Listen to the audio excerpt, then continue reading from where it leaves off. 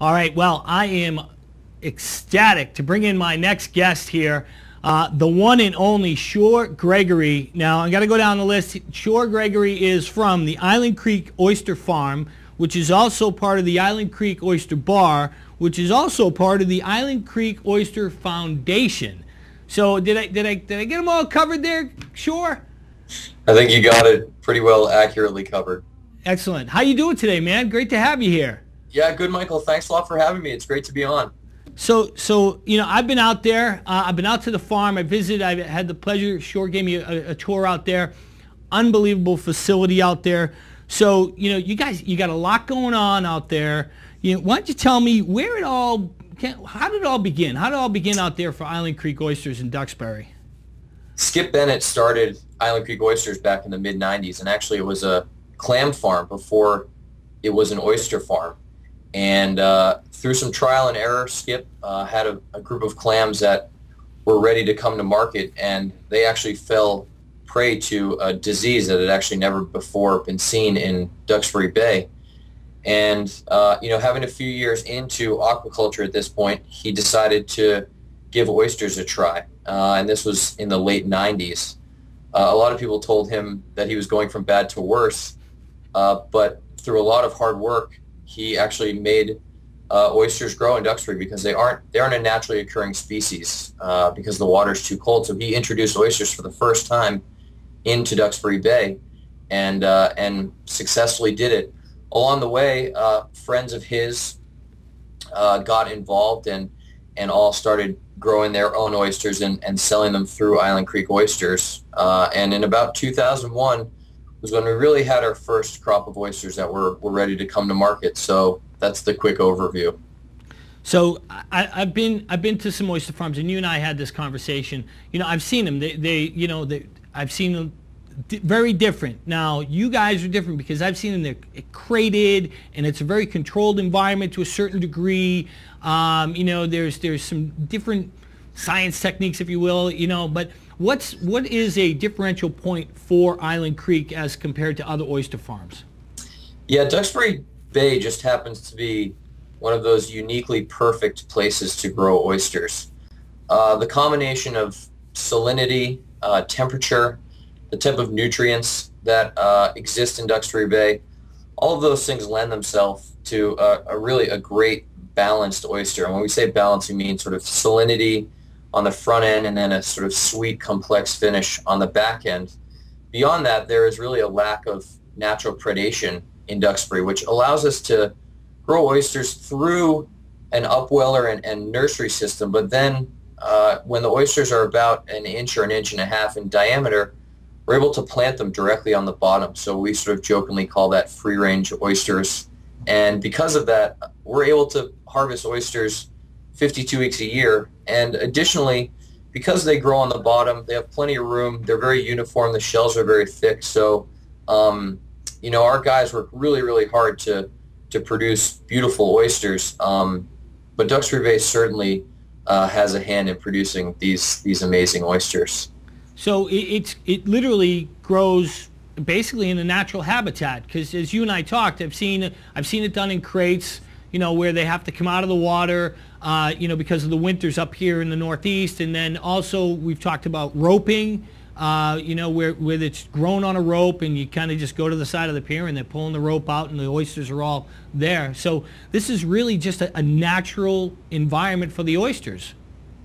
It is. We're really, really lucky in that respect. It allows, there's less gear, which is always nice just because you can grow a few more oysters, but growing them is the way Mother Nature intended them definitely helps. Now you guys are out there, you're in Duxbury Bay, and you actually give tours of the farm. I mean, I know I came out and we were discussing the festival and how my company Shama could be getting involved in that and working with you guys, but you could just general public can come out and get tours, can they? One of the most fun components of our business over the last couple of years that we've been able to develop is a more consumer-facing program, and that sort of has manifested itself in a couple of different ways. One of which is our online store, where anybody across the country can go online and order oysters directly from islandcreekoysters.com, and they'll be delivered the next day, which has been amazing. But beyond that, we have started sort of a catering arm of the business. So we do raw bars at different events, either private parties or charity events, things like that. And then the final component of that, as you mentioned, are our farm tours. And it's a great opportunity to grab 6 or 8 of your friends, come down to Duxbury. We do a couple of hours on the farm. It's very hands-on, and it concludes very naturally with oysters and maybe some beer or wine if we could dig some up somewhere. There you go. Well, Yeah. so from the tours, you started this festival, okay? Now, I think it's taken on a life of its own. You know, I live on the South Shore, so it's actually very famous down there, and I know a lot of people know about it. So tell us how the whole festival came to be. The festival was started by a group of farmers in Duxbury, and it was done in April as a way to sort of bless the upcoming oyster season. And it was really an excuse for a group of us to get together and have a little party. But out of it came some real good, which was we realized that we had an amazing vehicle to raise money. And 4 years ago, we moved the festival from the back of the restaurant in sort of a backyard.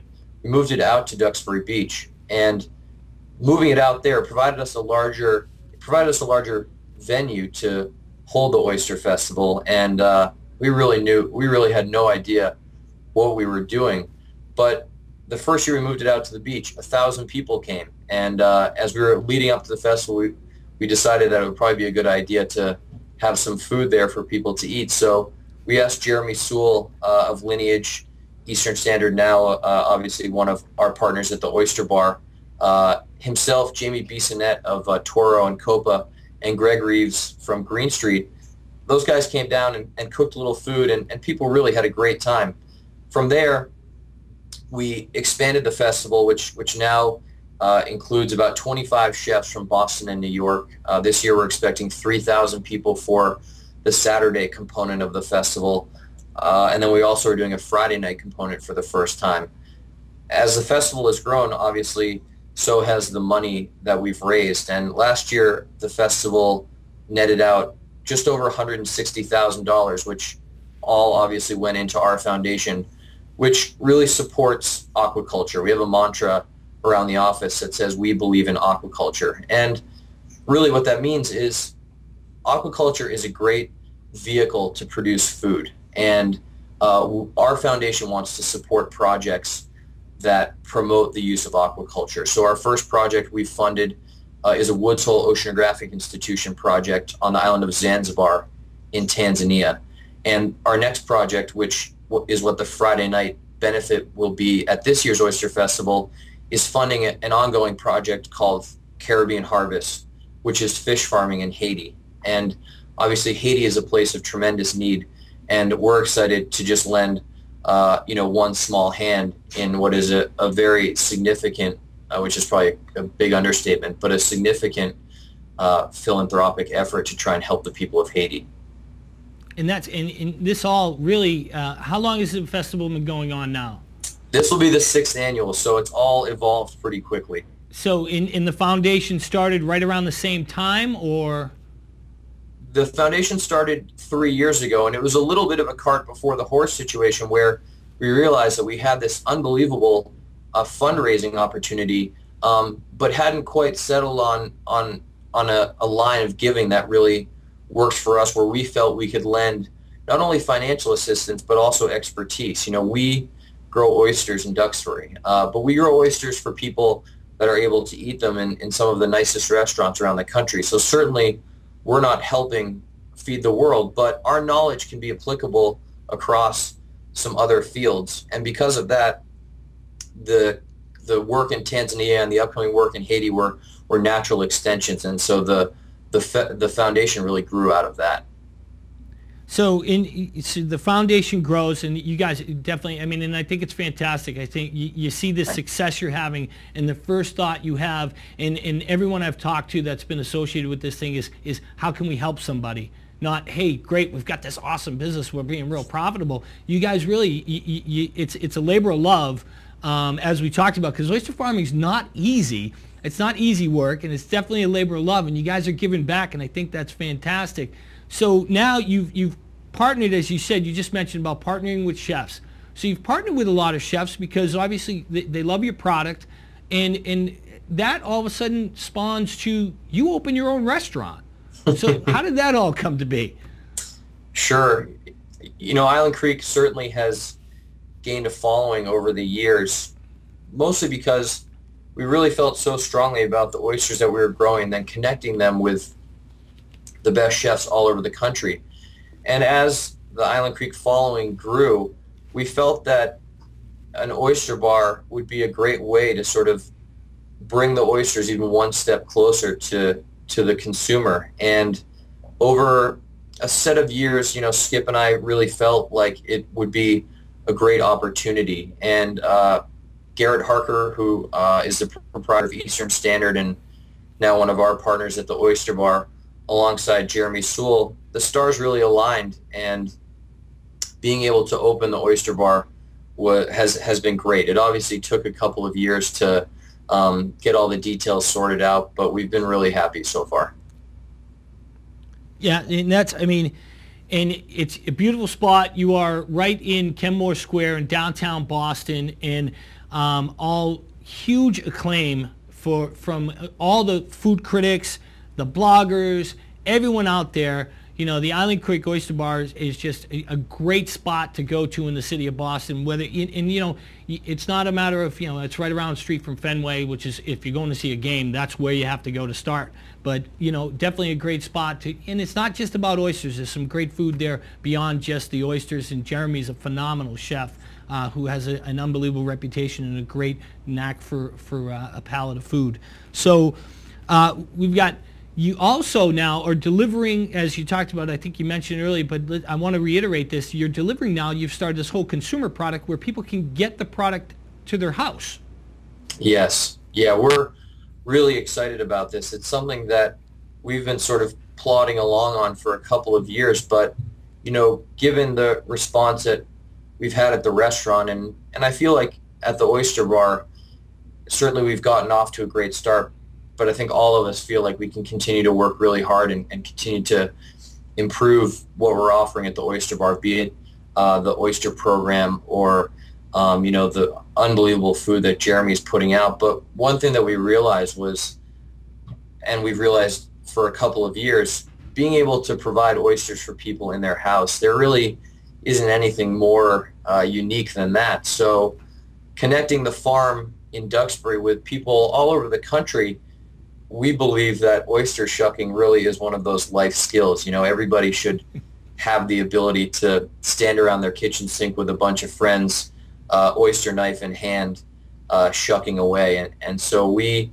are really excited about it. It's definitely starting to gain some traction, and we hope that as the years move along, people become more and more comfortable with this idea of shucking oysters in the home, because with the proper knife and the proper technique, it really is an easy thing to do. And you sell safety gloves and the knives, as well as the oysters. You know, if someone doesn't have them, you know, if they don't have them in the house. And then I know there's tons of videos, and when we go out here today, we're actually going to show a video of how to shuck an oyster.